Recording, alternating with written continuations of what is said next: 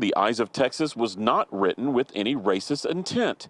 It's a conclusion that this group does not accept. The minstrels were performed to degrade and mock African Americans as a form of entertainment for white people.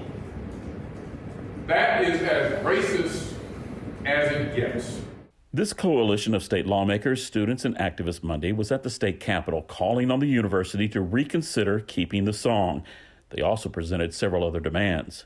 I think they're reasonable, I think they're doable, and I think they must be done. Along with removing the Eyes of Texas, the group wants more scholarships and financial aid to minority students, increased salaries for UT workers, provide better affordable housing, build a student support and activity center in Southeast Austin in the Riverside area, fully fund an initiative to attract students from historically black colleges, and rename buildings that are named for people who have links to racism.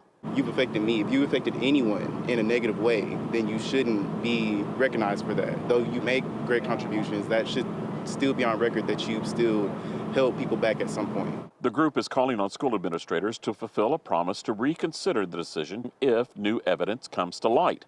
History professor Alberto Martinez claims his research does that by correcting what he says were omissions and mistakes in the review that the university released in early March. They said they found no evidence that this song was inspired by General Lee.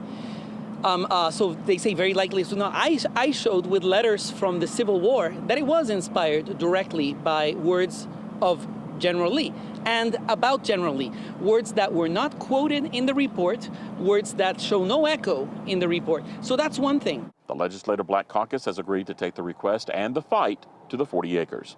Is it a deal breaker to say that the university keeps the song? I'm not in a position to judge that, but I'm hopeful that the university will reconsider. A big point of contention in all this is that the university had already decided to keep the song even before the committee report was issued.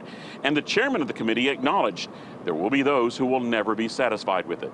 And we respect that and frankly embrace that. You're still part of this community, whether the Eyes of Texas is the thing you're into or not. In my opinion, I think that at the very least, it needs to be reorchestrated, at the very least. If you're not going to get rid of it, I need you to meet these demands and also make a song that's inclusive, that has black voices, because when the song was written, it for sure didn't have any black voice, absolutely not. No timetable was set as to when all or some of the demands should be met. At the state capitol, Rudy Koski, Fox 7 Austin News.